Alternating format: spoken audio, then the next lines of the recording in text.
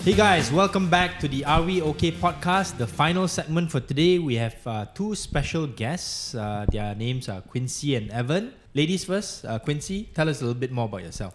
Hi, I'm Quincy. I've just recently finished my A-levels at Help Academy. I'm an aspiring economics major and looking forward to a career in economics and policy. Hello everyone, my name is Evan. I am an A-level student at CIMB College and I look to aspire and pursue my penchant in economics, politics and public policy. I understand that both of you have been selected for something called the Olympiad. This is not the Olympic Games, for those of you who may not be familiar. These are sort of like more, I would say, academic competitions. And you guys have been selected for the Economics Olympiad. So I think for some of you who may be a bit more familiar, the Mathematics Olympiad is one that's quite famous. It's probably the most longest established Olympiad.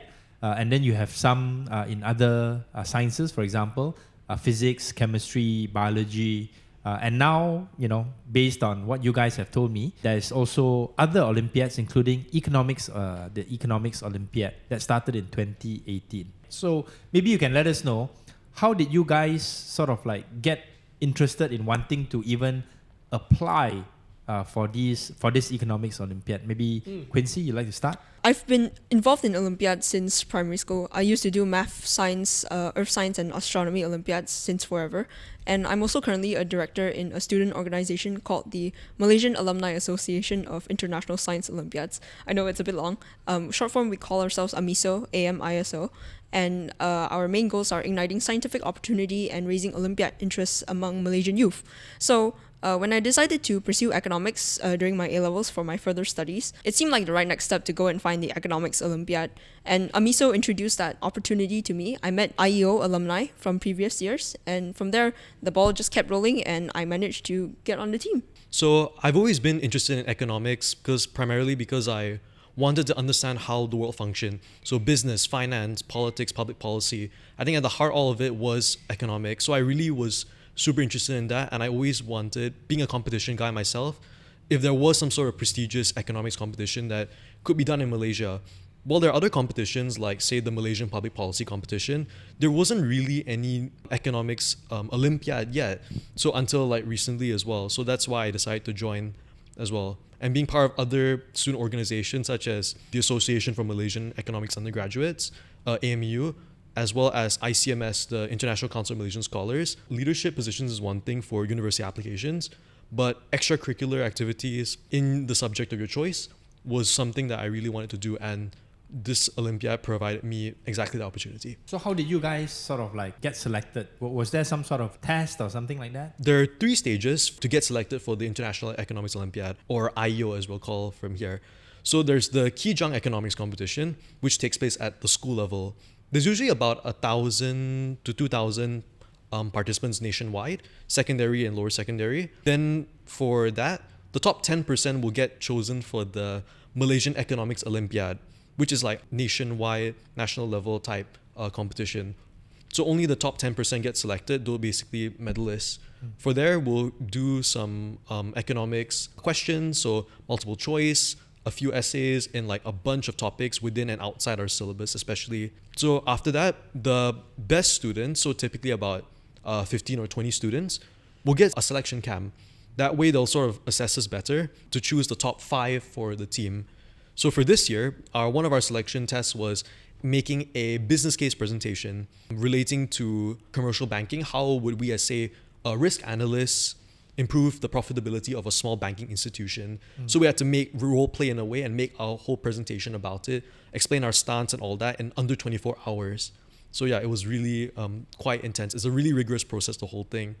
So after that, me, Quincy, and 3 of our other teammates were chosen as the top 5 nationwide to represent Malaysia at the IEO this year. Which organization is the one that's conducting these tests? So currently, the organization is Ardent Educational Consultants. They also handle quite a few selection processes for other Olympiads like linguistics, earth science, and astronomy. They handle the selection process all the way from the initial Kijang Economics that Evan mentioned earlier. And the Ardent also helps us liaise with the IEO committee in Hong Kong. The IEO will be held in Hong Kong this year, by the way. And they also help us handle the logistics and the selection process, and also with our training. If I'm not mistaken, Ardent, one of the main principles behind it is gentleman by the name of Suhaimi. Is that right? Yeah. So in full disclosure, I've known Suhaimi for quite some time because him and another close friend of mine, his name is Professor Ong Shen Jin. They were the first pioneer group of Math Olympiad participants. But yeah, I mean, for you guys, can you maybe just let us know what is it that you guys learned during the preparation process, and what did you guys do to prepare for the exams that you guys took? When we joined, we were quite, I would say, avid economics people. We liked watching a lot of YouTube videos about economics, like business explainer videos, stuff about economic phenomena, news that's going on, having this sort of general awareness and such. So when we joined the competition, we kind of had to take that knowledge and sort of leverage it in a more technical aspect. So we did a lot of stuff within our syllabus, and we even went into, say, undergraduate economics textbooks to really prepare ahead. And of course did a lot of past paper questions, as quite standard for most of students here as well. So that was sort of our main preparation. So a lot of books, a lot of reading, especially stuff within economics, and just sort of get immersed throughout the whole thing. Yeah, so can I ask, do you guys read The Economist? Yes. I mean, does it help prepare you guys for these kinds of exams and tests? Sometimes in the IO, we have one of the rounds. It's called an economics round. It's your typical Olympiad exam style questions. You have MCQ, you have open-ended essay questions. And oftentimes the MCQ questions will involve some recent piece of world news. So having that kind of general knowledge of the current affairs happening in the world definitely helps you in answering those kinds of questions. Peter, and you also have been listening to the Economist podcast and things of that nature. Has that helped you in sort of the global sort of perspective? Oh yeah, definitely. Yeah, but somehow the way they talk sound like they are plucked out from the podcast lah. We have different ways of communicating, Yeah, right? yeah. So Okay. I was so I'm admiring, right? Wow, it's I'm listening to an economist podcast, huh? All right, so that's why they are in the Economics Olympiad, and we are not. We're just podcasters, right? Right now, you guys have been selected. The both of you and three others. You're going to Hong Kong for this International Economics Olympiad. How are you being supported? And there are two components of this. How are you being supported in terms of preparation? Doing additional tests and exams and business case preparation. That's one. And then the second one would be, how are you guys being supported financially? So preparation wise, other than us studying by ourselves, we also have received some support, like training sessions, individual and team training sessions, for the team that's selected. So things sort of covering more abstract economic ideas. For example, reverse game theory, mechanism design, its sort of applications in there, applying in real life context, going through some of our the papers that we did during the Mayo selection rounds, sort of seeing what we can do better in that round. And I think most importantly, the business case presentation aspect. So how we conduct ourselves, what are some things that we can do. Our coach, especially, I think he's really supportive of us. The one really interesting thing he said was that he doesn't, when he's conducting these sessions, he says that he doesn't approach himself as a teacher, because he admits that in many ways some of us students will know things that he doesn't. So that that's a really good way to do that. So we do have received some training from Arden, the organization, especially for in preparation. The mentor or your coach, is it okay if you tell us his name and also what he's doing now currently? His name is Mr. Hamidi. He is the Chief Risk Officer at Bank Mualamat, and he's also an adjunct professor of economics at Islamic University Malaysia. Yeah, and he's also one of the steering committee members at the IEO committee as well. So he's been involved from the start, you could say. Yeah, so on the funding side, Quincy. In terms of funding, we are expected to be self-funded. However, I think some of us, our fellow team members, have received some support from their respective institutions in terms of funding. However, it definitely isn't enough to cover the cost of any one of us attending. So right now, we are currently seeking sponsorship from interested corporations and organizations. If you want to help support us and help us bring pride to the Jalur Gemilang on the world stage, do contact us. Our official Instagram is at ieo.teammalaysia.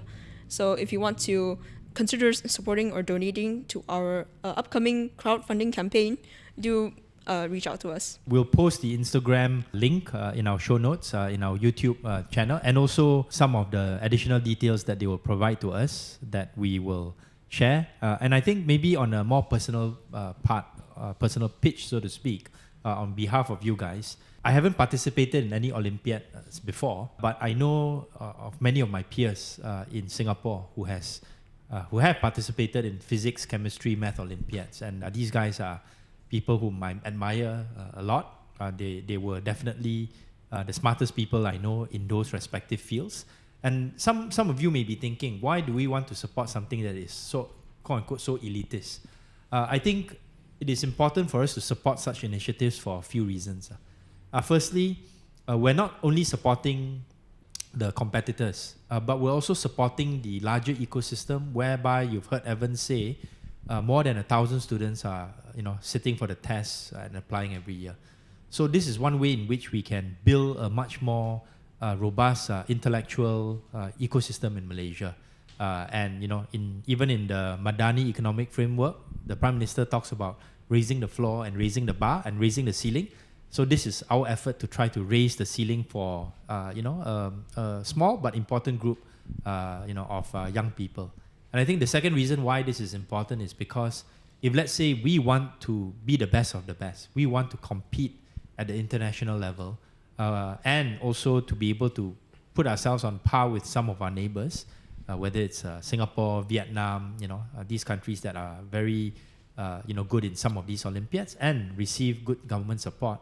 We should support our youngsters, our competitors and participants in these kinds of competitions as well, as part and parcel of wanting to really develop world-class thinkers in this field. So imagine a case where you guys are always complaining about, we need to have better management of our currency reserves. We need to have a better system of making sure that our ringgit value is appreciated and stable, right? These are the young people that maybe one day will end up working in Bank Negara and be part of that ecosystem that can help with regards to public policies, economic policies, to strengthen the core competencies of some of our public institutions. And this is sort of like my personal pitch to you guys. I'll be also supporting them in my personal capacity, and I hope that you guys can also help out in this way. And we'll be putting the details in the show notes in this program. That's right. Any last thoughts that you want to add, Peter? Yeah, so just a few things, right, that I think in the Malaysia ecosystem when it comes to education, very often we celebrate a lot of athletes, everything all, right? But the truth is, if you actually look at Olympiads, actually I do have quite a few friends who are from Olympiads. Yeah, so back then, my school, I think one of the guys won, and then his picture was there for a very, very, very, very, very, very long time. But the point I want to make is that I was just trying to study the difference between the Vietnam education and Malaysia, because Vietnam does very well in education. And one of the things that they highlighted was the fact that the community make education's achievement something that the whole community to be proud of. The whole country. Yes, the whole country is proud of. So like, for example, when they scored well in PISA, right? They have this shirt that says, I participate in PISA, right? But I think in Malaysia, we still don't have that culture yet.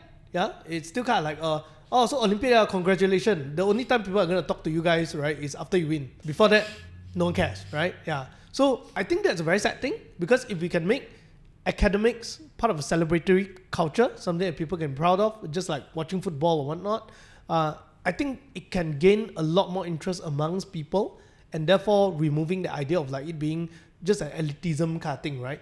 Yeah, because currently right now, it's the information is still so limited, and there's a reason why it sounds elitism, because it's not circulated that well. There's not much of coverage about it. There's not much of encouragement about it.